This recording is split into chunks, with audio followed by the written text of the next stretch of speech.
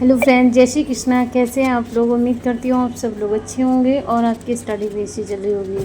तो फ्रेंड्स, आज हम फिर से वही एनर्जी के साथ अपनी पढ़ाई की शुरुआत करेंगे, क्योंकि कल फास्ट था तो थोड़ा मतलब 1-2 घंटे मैंने पढ़ाई कम की थी, क्योंकि फास्ट में इतनी पढ़ाई नहीं हो पाती है, आप लोग समझ सकते हो। तो मैंने सुबह उठ के पूजा की। पूजा करने के बाद नाश्ता वगैरह करके फिर मैंने अपनी हिस्ट्री को कवर करना स्टार्ट कर दिया। और अभी मैं पढ़ रही हूँ मेडिवल हिस्ट्री। तो एंशिएंट हिस्ट्री की जो बुक थी वो कंप्लीट हो चुकी है फ्रेंड्स, और मेडिवल हिस्ट्री के अब 10 चैप्टर रह गए हैं, वो भी मैं कंप्लीट कर दूँगी 2-3 दिन में। मुझे मेरा टारगेट वहीं पर कंप्लीट करना है जहाँ मैंने रखा था, यानी कि 31 अक्टूबर तक। मेरे लिए दिवाली अभी इतनी ज़्यादा ख़ास नहीं है, वैसे तो मेरा फेवरेट फेस्टिवल है ये दिवाली, लेकिन जब से मैंने अपनी तैयारी स्टार्ट की है अभी मेरे लिए इतना इम्पोर्टेंस कुछ भी नहीं है। और कल की बात बता दूं फ्रेंड्स कि कल मेरी पढ़ाई 1-2 घंटे इसलिए कम हुई थी क्योंकि मेरा फास्ट था, और फास्ट में इतना कुछ ठीक से हो नहीं पाता है। क्या मतलब, हम खाना खाए बिना तो रह सकते हैं लेकिन पानी पिए बिना नहीं रह सकते हैं। लेकिन आज मैंने वही एनर्जी के साथ अपनी पढ़ाई स्टार्ट की है।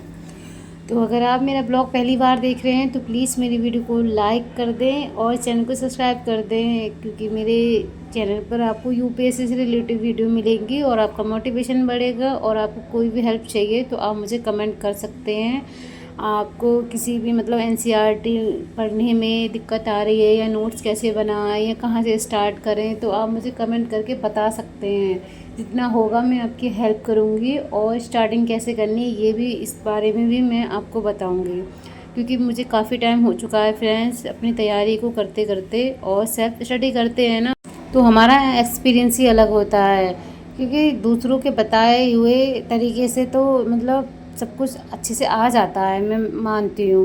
लेकिन जब हम कुछ चीज़ें करते हैं, बिगड़ती हैं, फिर उन्हें हम ठीक तरीके से करते हैं तो उसका एक्सपीरियंस ही अलग होता है। इसलिए जितना हो ना, आप सेल्फ स्टडी करें। सेल्फ स्टडी में बहुत सारे फ़ायदे होते हैं। देखो, एक तो हमें खुद की वीकनेस का पता चलता है कि हम किस सब्जेक्ट में वीक हैं और किस चीज़ में सही हैं। ये सारी चीज़ों का भी हमें खुद पता चलता है। देखो, खुद की कमियों का जानना भी एक बहुत बड़ा काम है और हुनर है ये। जो लोग अपनी कमियों को छुपाते हैं कि नहीं उन्हें सब कुछ आता है, जैसे कि मैं बोल दूँ मुझे सब कुछ आता है, तो ये मतलब गलत है। हम खुद से झूठ बोल रहे हैं, क्योंकि मुझे मालूम है कि मैं किस सब्जेक्ट में वीक हूँ, किस में नहीं हूँ, तो ये हमें मालूम होगा। अगर आप अपनी कमियों को बाहर निकालेंगे, सीखेंगे, तभी तो आप सीख पाएंगे।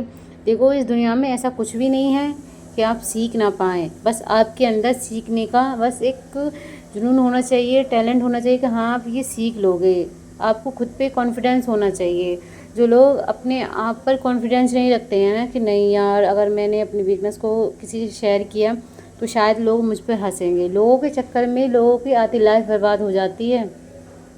यही सोचते हैं कि अगर किसी को पता चल गया मुझे मैथ नहीं आता है, अरे तुमने इतनी पढ़ाई कर ली, मैथ नहीं आया तुम्हें, ये नहीं आया, वो नहीं आया। बहुत सारे लोग ऐसे होते हैं जो आपको टोन करते हैं, चाहे उन्हें खुद नहीं आता हो। लेकिन आपको इन सारी बातों पर ध्यान नहीं देना है। मैंने क्या कहा, मैं काफ़ी वीडियो में ये आपको समझा चुकी हूँ कि ज़िंदगी में आगे बढ़ना है। सबसे पहला काम ये सीख लो कि आपको हर बात पे रिएक्ट नहीं करना है, हर किसी को रिप्लाई नहीं देना है किसी भी बात का, चाहे वो सही हो या नहीं हो। अगर बहुत इम्पोर्टेंट है तो हाँ आप दे सकते हो, आपके फैमिली मेम्बर हैं।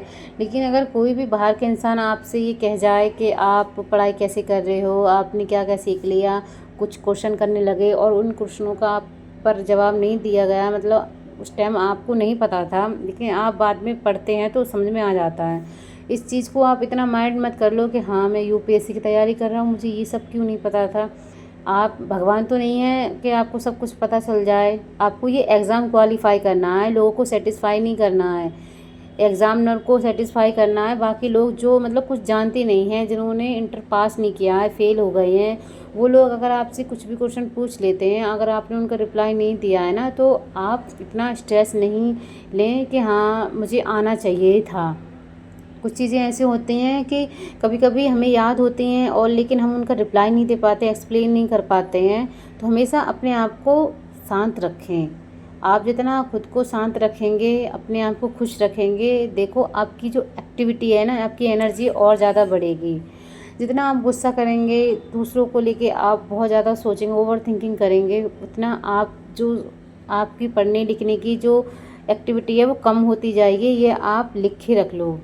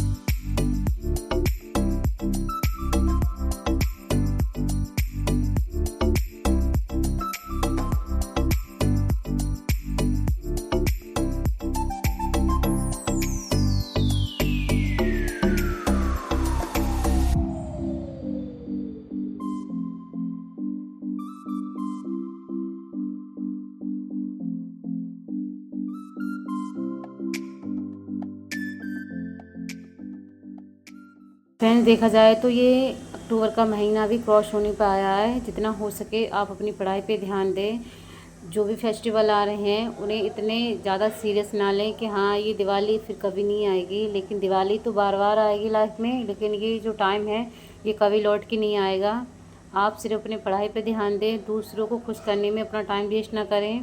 और रही बात आपकी फेस्टिवल की या फैमिली की, तो देखो जो लोग आपको समझते होंगे ना, वो आपको कभी फोर्स नहीं करेंगे किसी भी चीज़ को लेकर कि आप ये काम करो या वो काम करो। उन्हें भी पता है कि अक्टूबर का महीना तो निकल गया है, मतलब मान ही लो आप 9-10 दिन रह गए हैं। इसमें जितना हो सकेगा आपकी जो भी मतलब बुक्स बची हुई हैं, और अगर आपने नोट्स नहीं बनाए हैं तो वो नोट्स बना लो, और जितना हो सके सारा कुछ कवर कर लो, हिस्ट्री वगैरह।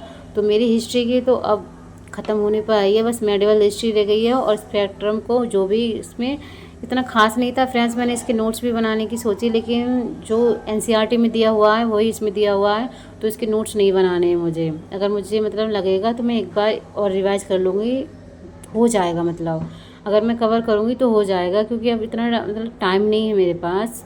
और फ्रेंड्स, आप ये मत सोचना कि टाइम नहीं है तो जल्दबाजी में, ऐसा कुछ भी नहीं है। मैं इसे काफ़ी बार पढ़ चुकी हूँ, और इसमें वही टॉपिक दिए हुए हैं जो एनसीईआरटी में दिए हुए हैं टोटल। तो अगर आप अक्टूबर के महीने को निकाल के काउंट करेंगे तो आपके पास टोटल 5 महीने रह गए हैं। और जैसे कि नवंबर, दिसंबर, जनवरी, फरवरी, मार्च तक मैं काउंट कर रही हूँ। और उसके बाद अप्रैल का महीना तो छोड़ ही दो आप, क्योंकि उसमें तो रिवीजन करना होता है। और मैं ये कहूँगी जितना हो सके जल्दी कवर कर लो, क्योंकि टेस्ट सीरीज़ है, पीवाईक्यू है, और ये सारे मतलब आपको प्रीवियस ईयर के क्वेश्चन आंसर, मतलब ये सारी चीज़ें करोगे ना, तो इनके लिए भी आपको 2 मंथ तो चाहिए ही चाहिए। तो फ्रेंड्स, मैं जो क्लियर है वही बता रही हूँ, ये आपके ऊपर डिपेंड करता है कि आप कैसे कवर करोगे। अब इस टाइम अगर देखा जाए तो जैसे कि स्टार्टिंग में मैं 12 घंटे पढ़ती थी, लेकिन मुझे अब ऐसा लगता है कि मुझे अपना टाइम और बढ़ाना पड़ेगा पढ़ाई के लिए, क्योंकि टाइम अब बचा नहीं है इतना ज़्यादा कि हम 12 घंटे में अपना सिलेबस कवर कर लें और रिवीजन भी कर लें। तो आप भी अपने हिसाब से देख लेना फ्रेंड्स, और जितना हो सके पढ़ाई पे ध्यान दो। तो फ्रेंड्स, ये था मेरा आज का ब्लॉग। अगर आपको मेरा ब्लॉग अच्छा लगा हो तो प्लीज़ मेरी वीडियो को लाइक करें एंड चैनल को सब्सक्राइब करें। Bye, take care.